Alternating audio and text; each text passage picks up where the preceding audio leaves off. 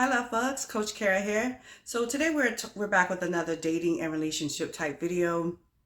So this is kind of part of the series that I've been doing, how your relationship fails. And today I want to talk about negativity, how it can have a grave impact on any good connection. So let's go. So here's what. When two people meet and you guys have great communication. It seems as though your chemistry is there. If not, just a connection is like immediately there, as if you have known each other for quite some time or all your lives, right? You're hanging out, the dialogue is good, you're having fun, it's light and easy. And this may happen in the first three months, or so. For some people, maybe earlier, to where the dynamic begins to change. And typically it changes because as humans, when we get something and it feels so good to our spirit, we do not want to let it go. Especially if you have had experiences with like abandonment, that sort of thing, or deep betrayal. So if anything that feels good to you, we typically want to keep it and hold on to it. However, with doing that, that is when we have the tendency to manifest our shadow side, our darker selves, those negative traits, if you will. Kara, what do you mean? Well, listen, because you want to keep something so badly, you become almost obsessed with losing this individual till you become, you know, jealous or clingy, whatever your shadow traits are. Perhaps you're spoiled and you used to keeping things and getting what you want and having your way. So you may have the tendency to do whatever it takes to keep this individual.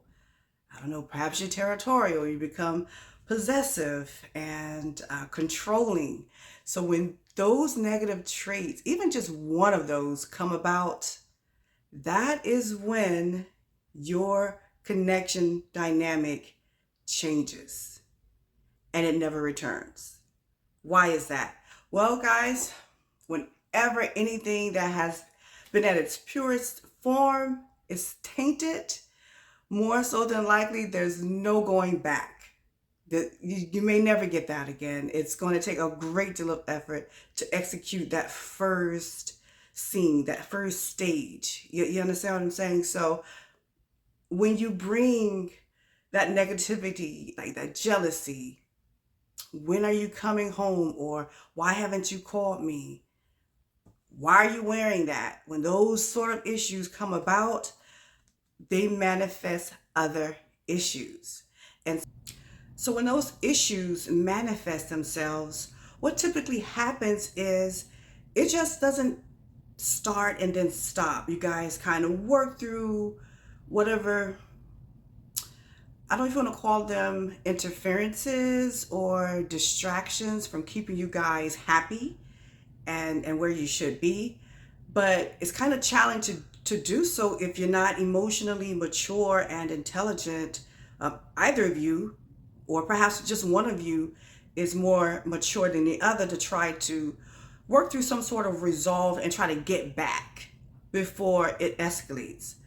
But typically it does not happen because most people lack tact when it comes to relationships. You don't know how to communicate effectively. Hey, I'm feeling this sort of way because of this. You did this or you said that. And you can take a look at my last video I did about your intentions and how they have an impact on your relationship.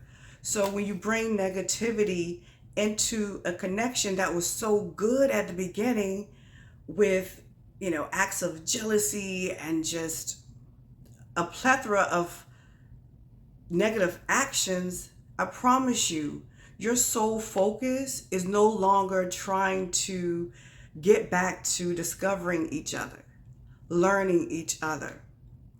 And you begin to become complacent. You stay right there in that area and you focus on the issues that you have. So when you interact with your person, you meet up with them, and it's like, da da da, there's a question. Well, I thought we were going here. You're no longer comfortable. That whole emotional security is diminishing because of the tension between you two. Now you have to be more focused on the negative aspect of your relationship because they're unresolved. You don't know how to resolve them because you're afraid of losing each other, or at least one of you are afraid of losing a person. And you cling on to that negativity because at that moment, now you feel safe. If I become more vulnerable and I stop being this way, or I stop feeling insecure and acting in such an insecure manner, I might lose this individual.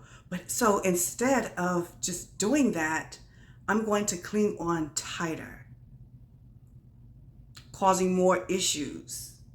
And then your whole focus of the relationship from both of you becomes on your issues, your unresolved problems. You're no longer interested in trying to have new memories, create new memories. Let's go do this and let's find out more about each other. We're not trying to do that. So you just stay right there in that space. And then you think the longer you stay together that you're going to get back to where you were. All you do is find yourself walking down the road of toxicity. That's what the ultimatum usually is. So my point is, people, is when you find something that feels beautiful and it feels safe to you, why not try to maintain that? Well, I have an answer for that as well. Perhaps you already knew that individual was giving you the wrong vibe. There was something about their energy, maybe they're giving you player vibes, manipulative, deceptive energy. You knew that, you saw that. Perhaps you even saw or heard some things before you two began to become more serious and involved. You knew that, but you dismissed it because you think you can change someone. Or perhaps you have not healed yourself from your insecurities from the past. And now you're deflecting. Okay? And because of that, you're destroying an experience that can be amazing if you had dealt with those issues. Putting that same energy, that same negative energy into something new and have great potential, instead of doing that, putting it into yourself first, healing and working through your traumas and your insecurities so that you can see someone or a new connection in a better light. But that's never going to happen because people just like to not take that time to do the necessary work to get to that place, to get to that state. So you find yourself ruining yet another potential connection. Now I'm only saying potential because if you from the get-go knew that this person was worth being with and investing in, they didn't give you that energy, you guys were really good, decent as far as people go, well then, yeah, okay, you're ruining the connection. On the other side, if they weren't that, when they approached you, they were giving you player vibes, something that they do all the time, well then that's on you, okay? So you can't get upset and try to keep something that, well, you're probably never going to have fully anyway, especially if they were giving you non-committal vibes. You understand? Yeah.